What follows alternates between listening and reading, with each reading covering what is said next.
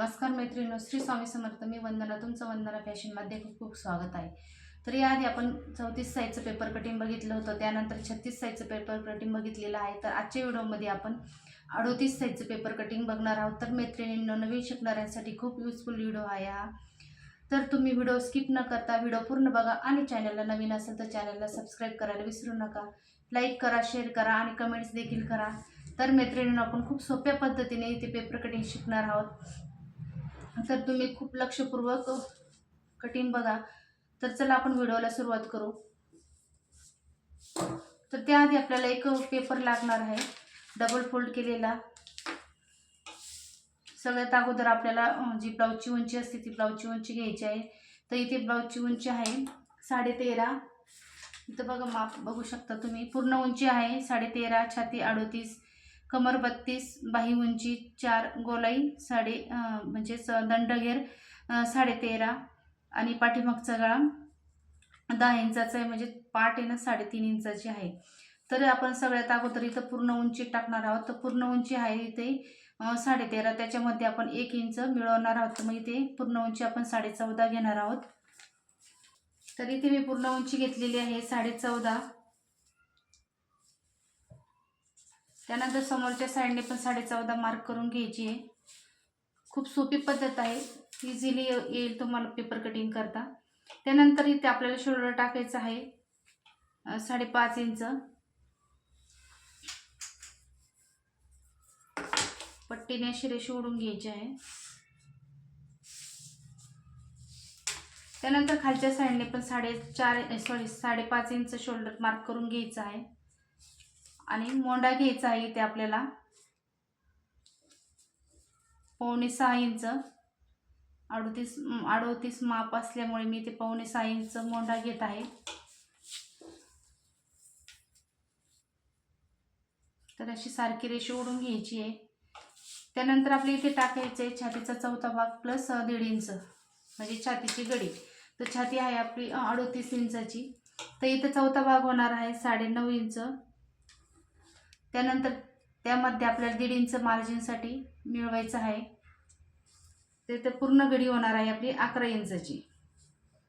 बघा, अशा पद्धतीने पट्टीने परत रेषा ओढून घ्यायची. तर कमरेच्या बाजूने आपण इथे जे 11 इंच घेतले त्याचे अर्धा इंच आपल्याला इथे माप टाकायचं आहे. तिथे मी 10.5 घेतलेला आहे आणि दोन्ही पॉईंट जोडून घ्यायचे आहे. हे बघा, अशा पद्धतीने दोन्ही पॉईंट जोडून घ्यायचे आहे. त्यानंतर मोंडा घ्यायचा आहे 1 इंचाचा पुढील बाजूचा आणि मागील बाजूचा मोंडा घ्यायचा आहे 1.5 इंच आणि मोंड्याला आकार देऊन घ्यायचा आहे. असं हलक्या हाताने आतल्या साईडने थोडं 1/2 इंच असं गोल घ्यायचं आहे. त्यानंतर मोठा आकार घ्यायचा आहे 1.5 इंचाचा मोंड्याचा. तर आपल्या इथे आकार देऊन झालेला आहे. तर सगळ्यात अगोदर आपण पूर्ण उंची घेतलेली आहे, नंतर शोल्डर घेतलेला आहे, मोंडा घेतला 5.25चा. त्यानंतर जी आपली छातीची गडी असली ती आपण इथे टाकून घेतलेली आहे. त्यानंतर कंबर पण आपण इथे टाकलेलं आहे. आता राहिलं आहे आपली गळारुंदी, योगपट्टी आणि कटोरी. तर इथे मी गळारुंदी घेणार आहे. डीप गळा असल्यामुळे 2.25 इंच आणि पुढचा गळा घेणार आहे 6 इंचाचा. बॉटम साईडने घ्यायचं इथे आपल्याला 2.5 इंच आणि हा गळ्याचा बॉक्स पूर्ण आखून घ्यायचा आहे अशा पद्धतीने. त्यानंतर गळ्याला आकार देऊन घ्यायचा. तर खालच्या साईडने आपल्याला 2.5 इंच योगपट्टीसाठी घ्यायचं आहे. हे बघा, अशा पद्धतीने योगपट्टीसाठी 2.5 इंच, सेंटरमधनं पण 2.5 इंच आणि वरच्या साईडने पण 2.5 इंच आणि ही 2.5 इंचाची रेष ओढून घ्यायची पूर्ण.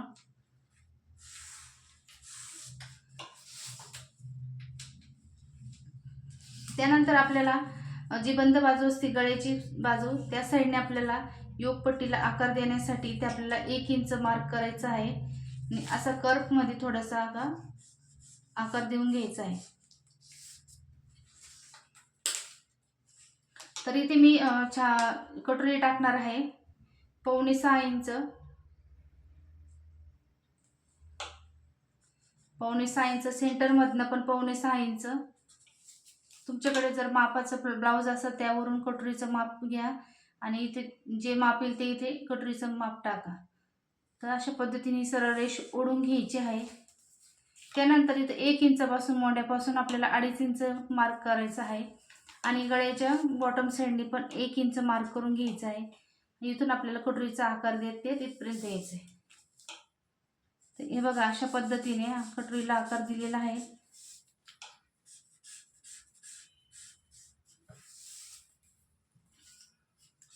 तर इथे आपलं हे पॅटर्न मार्क करून झालेलं आहे. आता आपल्याला इथे कट करायचे. कट करत असताना मी नेहमी सांगत असे, कट करत असताना या साईडने जो मागील मोंडा असतो त्या साईडने कट करत यायचं आहे. आधी मागील मोंडा कट करायचा, नंतर फ्रंट साईडचा कट करायचा आहे. तर आपण कट करून घेऊया.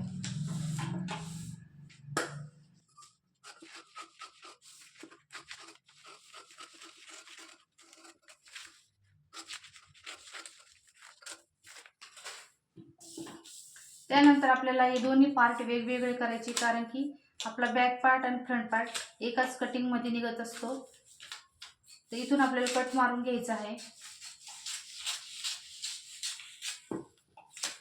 तर हे बघू शकता तुम्ही, हे बॅक पार्ट झालेला आहे, हा फ्रंट पार्ट. तर बॅक पार्ट थोड्या वेळ साईडला ठेवायचा आहे.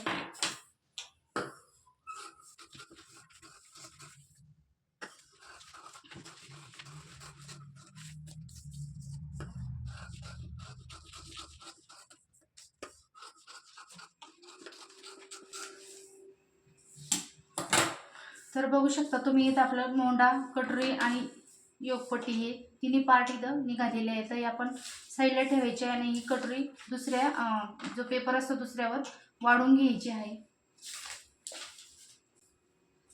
खूप सोपी पद्धत आहे मैत्रिणींनो, तुम्ही ट्राय करून बघा. नक्कीच तुम्हाला स्वतःचं ब्लाऊज स्वतः शिवता येईल.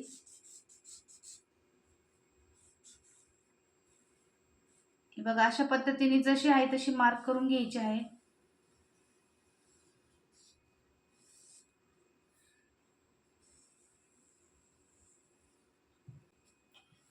तर इथे मी जशी आहे तशी कटोरी मार्क करून घेतलेली आहे. त्यानंतर नेहमीप्रमाणे आपल्याला कटोरीच्या ह्या साईडने 1.25 इंच मार्क करायचं आहे आणि ह्या साईडने पण आपल्याला 1.25 इंच मार्क करून घ्यायचं आहे. आणि ह्या दोन्ही पॉईंट्स आपल्याला सेंटर काढून सेंटरला 1.5 इंच मार्क करायचं आहे टक्ससाठी. तर हे बघा असं टेप फोल्ड करून घ्यायचं आहे आणि इथे सेंटर काढायचा. त्यानंतर या सेंटरपासून आपल्याला 1.5 इंच खाली मार्क करायचं आहे. हे बघा अशा पद्धतीने. आणि हे तिन्ही पॉईंट जोडून घ्यायचे आहे.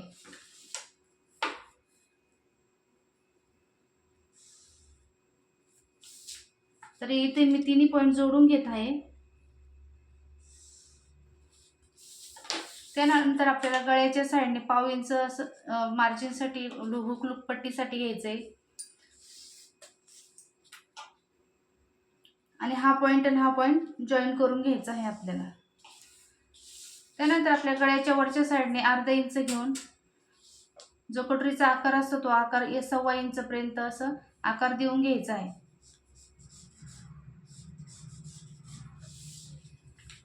खूपच झटपट पद्धतीने आपली कटोरीचं पॅटर्न तयार होतं. तर तुम्हाला स्वतःचं ब्लाऊज स्वतः शिवता येईल. तुम्ही एक वेळेस नक्की ट्राय करा. हे बघा अशा पद्धतीने आपली कटोरीचा जो मेन आकार असतो तो रेडी झालेला आहे. तर आपण इथे कटोरी कट करून घेऊया.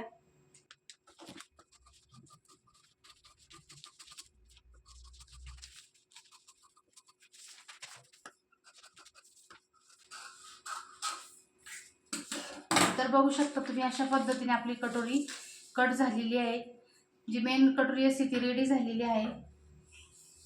त्यानंतर जे कटोरीचे हे दोन्ही टोकं असतात ते एकमेकावर अशी ठेवायचे आणि बघायची आपली कटोरी व्यवस्थित आलेली आहे का. तर इथे आपली कटोरी व्यवस्थित आलेली आहे. आणि या टोकापासून इथं आपल्याला टक्ससाठी 1.5 इंच आडवा टक्स घ्यायचा आहे.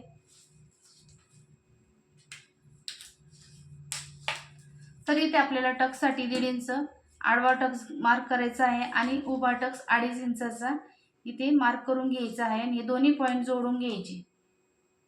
तर अशा प्रकारे आपली कटोरी रेडी झालेली आहे. तर आपला हा जो कटोरीचा जो मेन टक्स असतो तो हा टक्स आपण असा फोल्ड करून घ्यायचा, म्हणजे तिथं शिलाई मारून घ्यायची आहे. तर इथे कटोरी तयार झालेली आहे.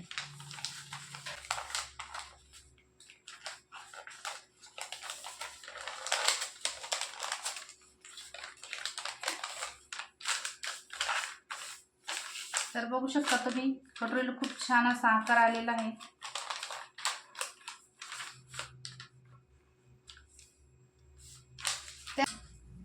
तर इथं आपली बॅक पार्टची आपण जो गळा असतो बॅक पार्टचा तो कट करणार आहोत. तर फ्रंट साईडने आपण गळ्याची रुंदी घेतली होती 2.25 इंच.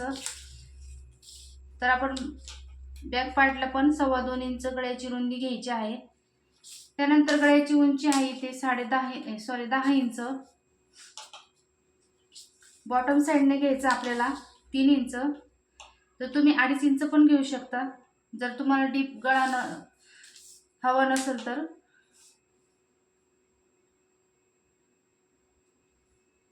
अशा पद्धतीने हे मार्क चौकोन करून घ्यायचा आहे गळ्याचा आणि गळ्याला असा शेप देऊन घ्यायचा. तर इथे मी तुम्हाला पंचकोनी गळा मार्क करून दाखवते. तर हे बघा इथं खालच्या साईडने 2.5 इंच घ्यायचं आहे आणि बाहेरच्या साईडने अर्धा इंच मार्क करून घ्यायचे. आणि ही रेष हा पॉइंटने गळ्याची रुंदी घेतलेली आपण 2.25 इंच, तिथून आपल्याला अशी रेष ओढून घ्यायची आणि खालच्या साईडने असा पंचकोनीचा आकार देऊन घ्यायचा आहे. हे बघा अशा पद्धतीने खूप सुंदर असा पंचकोनी आपण आकार घेतलेला आहे. त्यानंतर कट करून घ्यायचा.